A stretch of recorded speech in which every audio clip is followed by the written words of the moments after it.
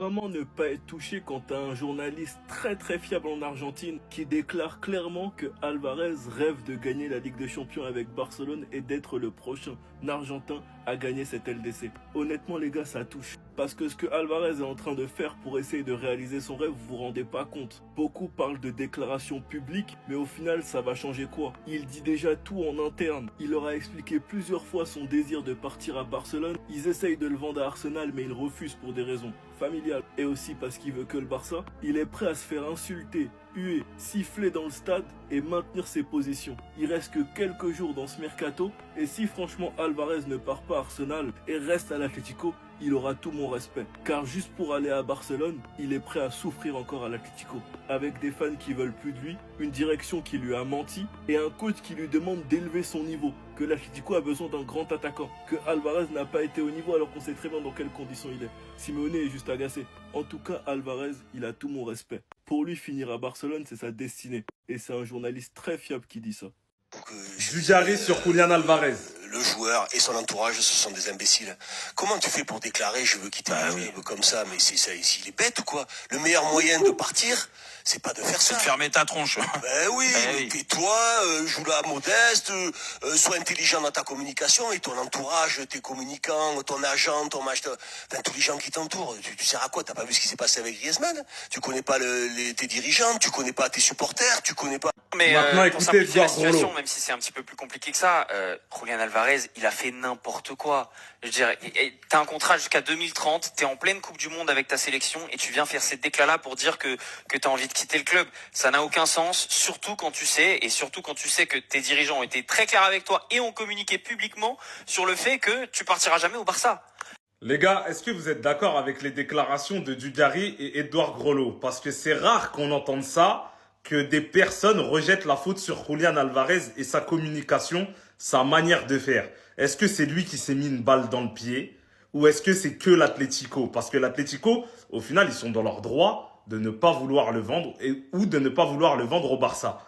Donc lui, est-ce que pendant la Coupe du Monde, le fait qu'il ait fait sa déclaration « Je veux aller au Barça », c'était une erreur?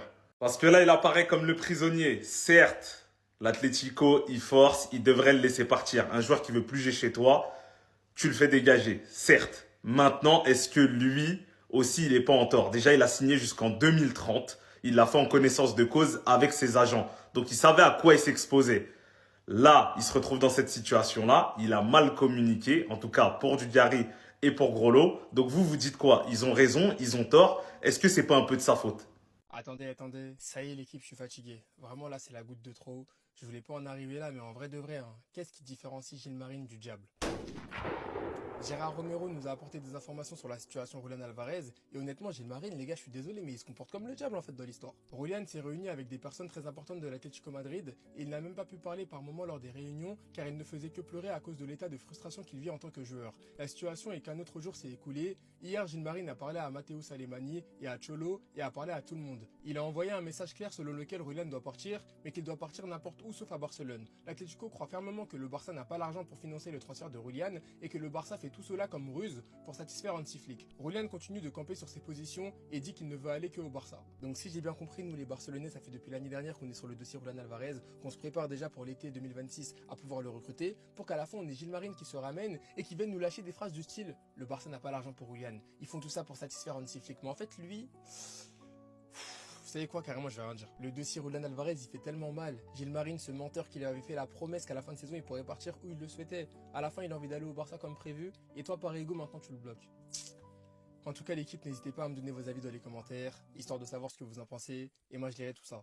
L'attaquant argentin Julián Alvarez reste toujours concentré sur le FC Barcelone, donc il semble croire que quelque chose se produira à la toute dernière minute pour rendre le transfert possible. Donc pour l'instant, l'Atlético Madrid refuse toujours de vendre le joueur au Barça. Il serait plutôt OK pour le vendre à Arsenal. On va parler cette fois-ci du Brésilien Alan, donc ce joueur de Palmeiras, les gars. Donc il va s'envoler pour l'Angleterre demain afin de signer son contrat avec Manchester City. C'est que c'est un joueur que personne ne connaît, mais en tout cas City va l'acheter 40 millions d'euros.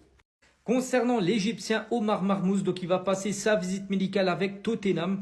Donc ça sera un prêt avec une obligation d'achat de 58 millions d'euros plus 11 millions de bonus. Donc contrat de 4 ans plus une autre année en option. On va parler cette fois-ci de l'OGC Nice qui est en discussion avancée avec Al Ittihad pour Hicham Boudaoui. À noter que le joueur, ça fait quand même 7 ans qu'il est du côté de Nice, donc il pourrait partir en Arabie Saoudite. Et on finit avec l'attaquant marseillais Amine Bri, auteur d'un doublé il y a quelques jours face à l'équipe de Strasbourg. En tout cas, le joueur, les gars, il plaît beaucoup à Tottenham et à Naples. À noter que le joueur souhaite rester pour l'instant du côté de Marseille.